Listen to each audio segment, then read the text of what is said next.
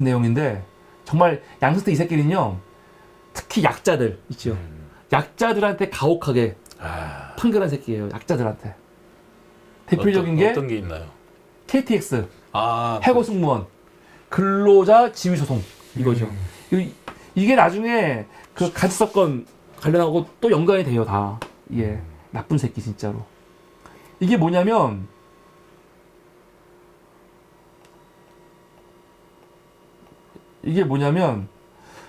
우리나라의 KTX가 언제 시작됐냐면 2004년 된 거거든요. 그때 KTX 2004년.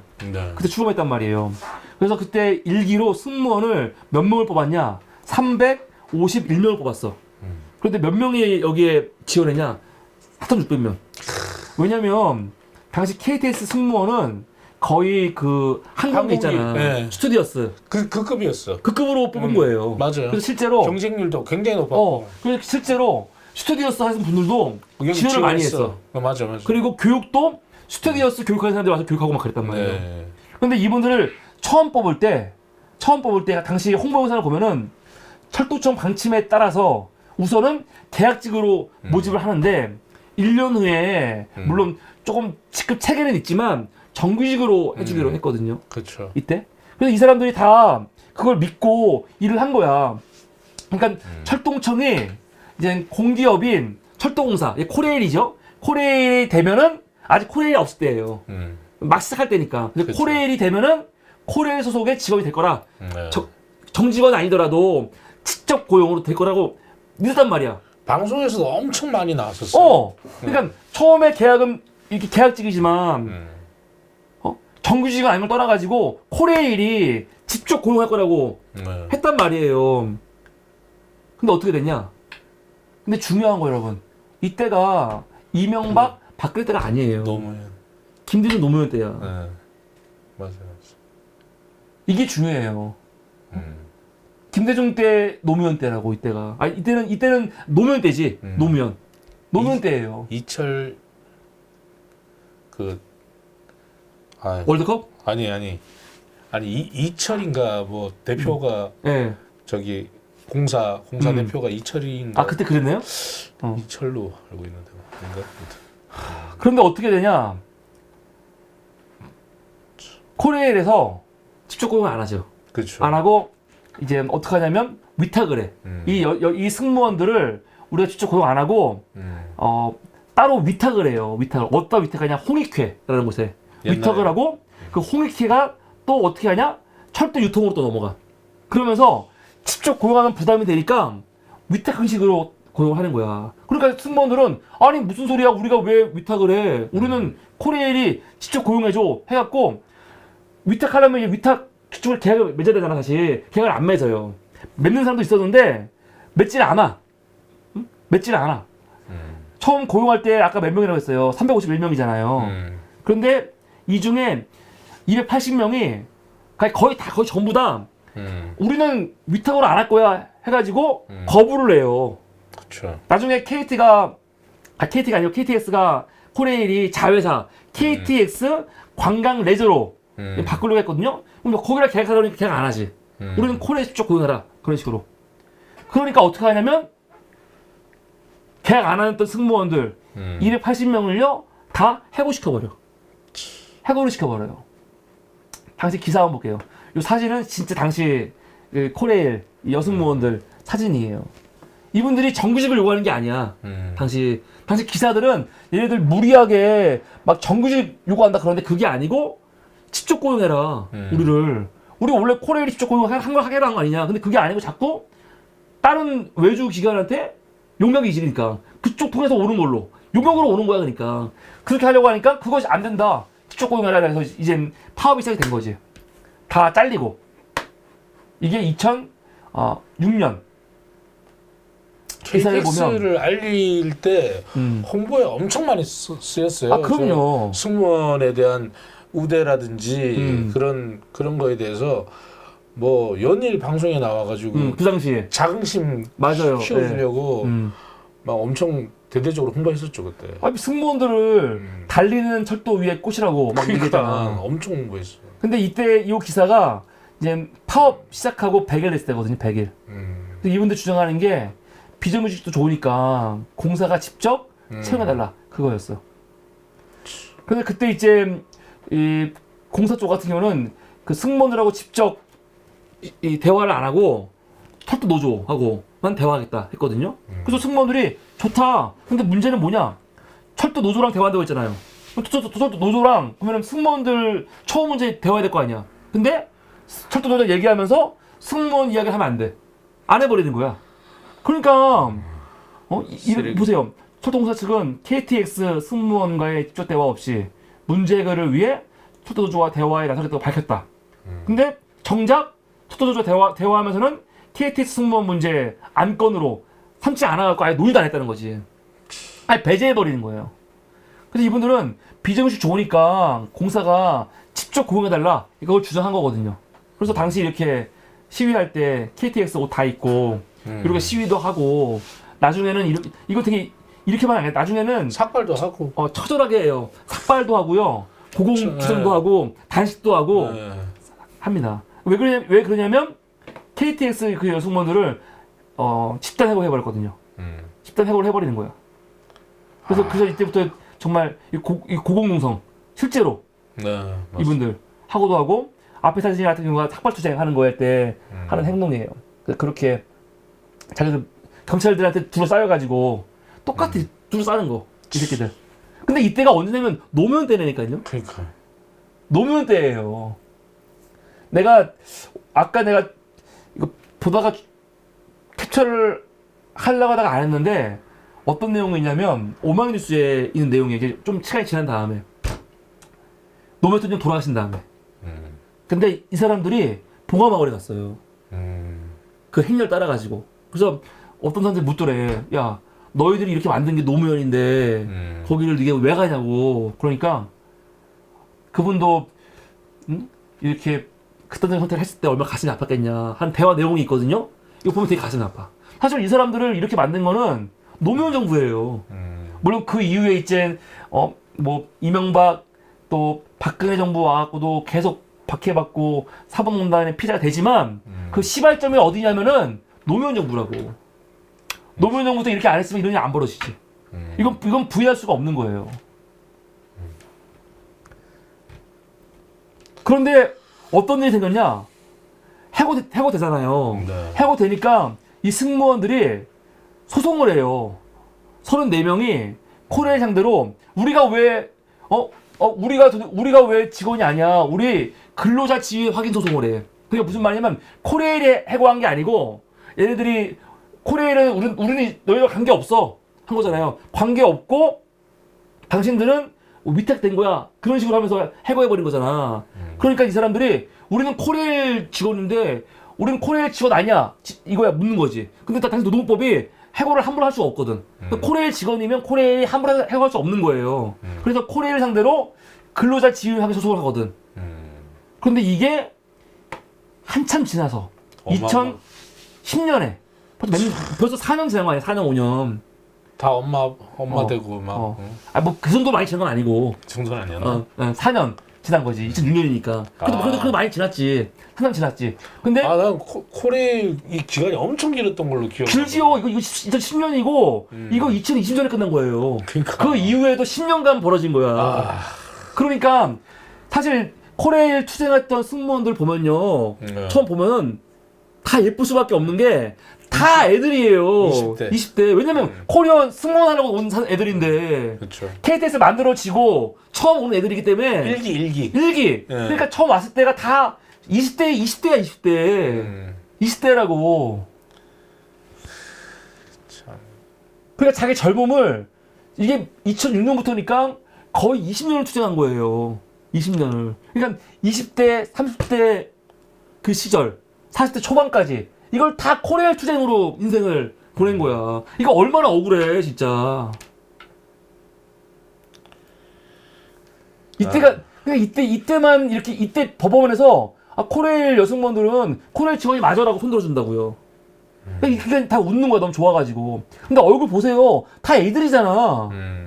애들이잖아 지금 완전히 우리가 봤을 때는요. 20대 애들이에요. 이때는 너무 좋았지. 우리가 이겼다. 그래가지고 못 받았던 임금 있잖아요. 지금 맨날 밀렸잖아. 그래서 임금도 이제 일부 받게 하고 한단 말이에요. 이게 2010년.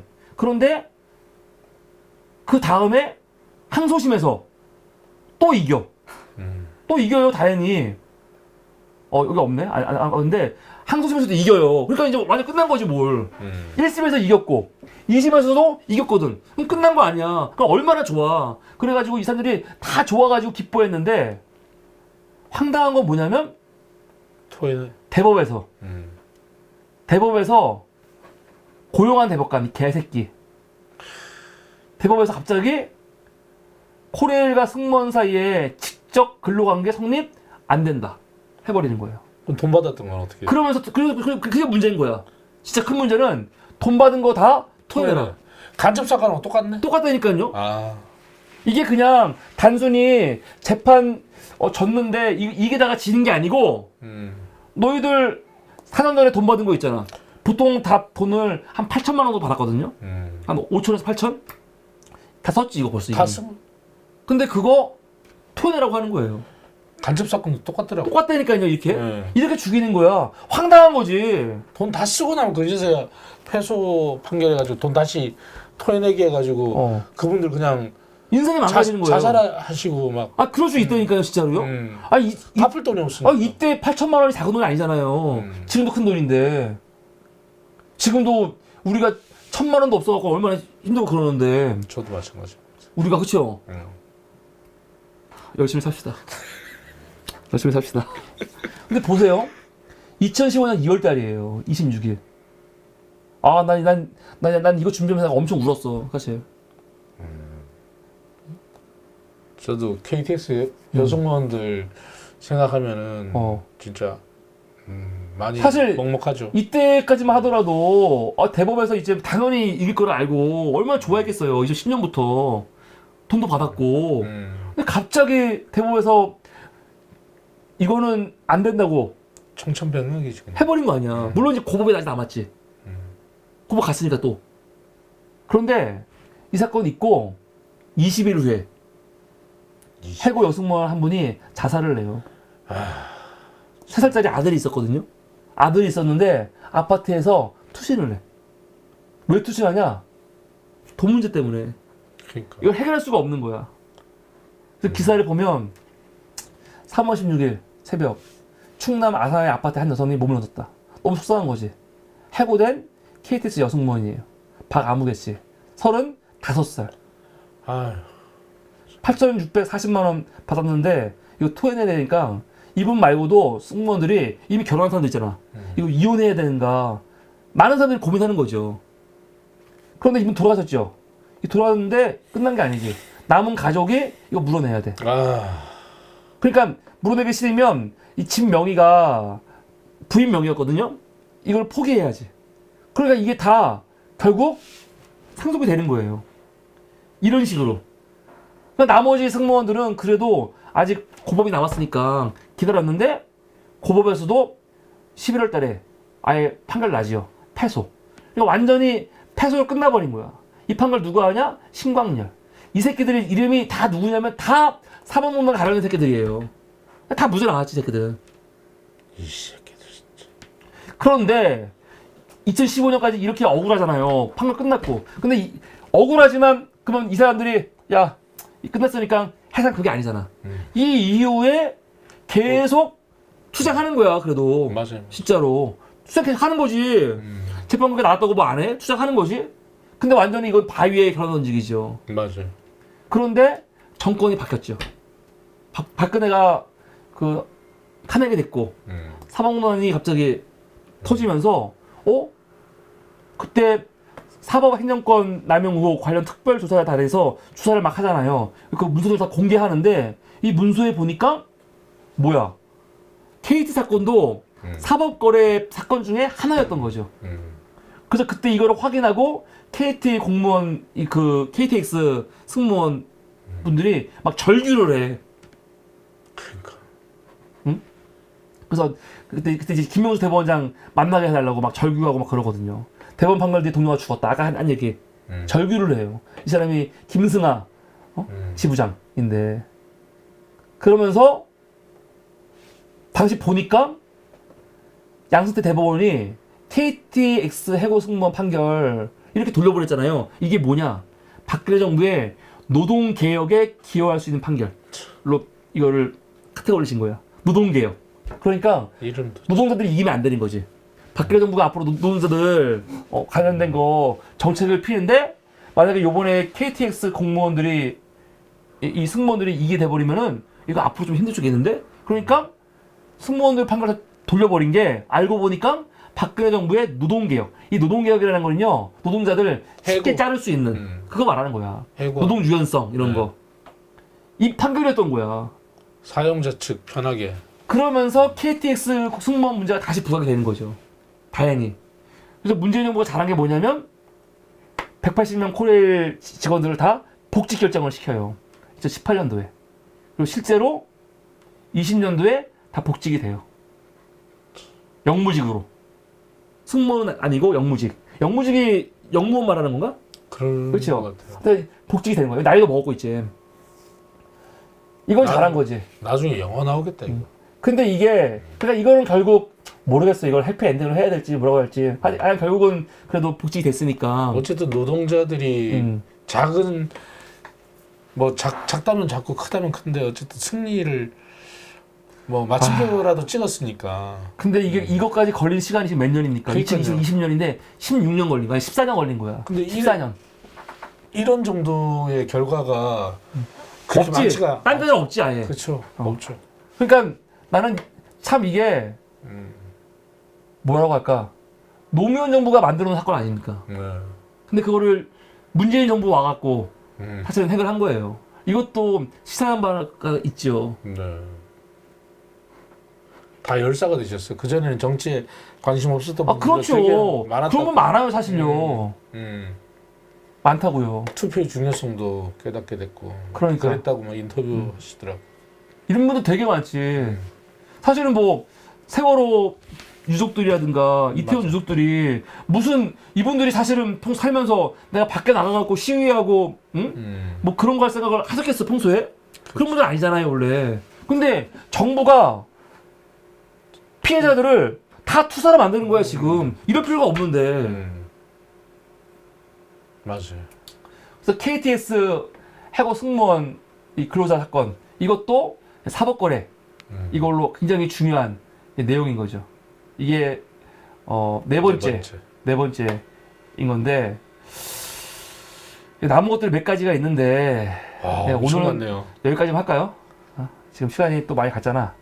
이렇게 됐습니다. 그러니까 양승태가 한 짓들이 비록 지금 무죄가 나왔다고 해갖고 이게 사법거래 없었다는 게 아니에요. 실제로 판결에서도 사법거래 했다. 지금 네. 그렇게 얘기하고 있고 그리고 양승태는 이 무죄와 관계없이 이미 과거부터 굉장히 문재인 판결을 많이 내렸어요. 그래서 아까 반환파 기자 열전 있잖아요. 네. 거기서는 양승태를 내가 오늘 제목으로도 했지만 대한민국 사법사상 최악의 대법원장으로 이제 기록하고 있거든요. 요거를 링크를 같이 좀 걸 수 있을까요? 어떻게 링크? 그러니까 요 이제 업로드 하실 때 네. 그 한홍무 선생님 그 한번 오시니까 네. 한번 밑에다. 찾아볼게요. 어떻게 돼? 그 홈페이지 같은 거? 아니 그 양승태 교수님이 양승태는 안 하신 것 같아요. 따로. 하셨어요? 못 본 것 같아. 야. 그래서 한번 찾아볼게 하셨는지. 근데 네. 나도 교수님 거 오늘 강의 한번 보려고 했더니 양승태는 아직 안 하신 것 같아요. 그래서 이 양승태죠. 너무 정말 대한민국 사법사상 최악의 대법원장. 이 대법원장을 우리 박 작가님이 이 그림으로 네. 그 내면을 네. 겉으로 드러나게 그리셨죠. 바로 이겁니다. 재판 개입, 블랙리스트 작성, 67개 혐의 죄다 무죄 받았어. 나 사돈들의 왕. 진짜 그러네. 작품 설명 좀 부탁드립니다. 뭐 늘 그렇지만 보이는 대로 느끼는 대로. 보이는 느낀 대로. 예, 작업했습니다. 작업하면서 좀 속이 좀 뭐라고 그러나 좀 속이 되게 불편했어요. 그림 그리면서. 예. 그 손에 꼽는 그런 그리면서 속이 불편했던 것 중에 손에 꼽히는 그런 인물. 저도 한 5번째 손가락 안에 들 것 같아요. 여태까지 그린 그 그림 중에. 지금 언론들 보면은 양승태 무죄가 나오니까 양승태가 마치 굉장히 억울한 사람인 것처럼 막 방송하는 게 좀 있어요. 좀 말도 안 되는 거예요. 말도 안 돼. 이 새끼는 억울할 게 전혀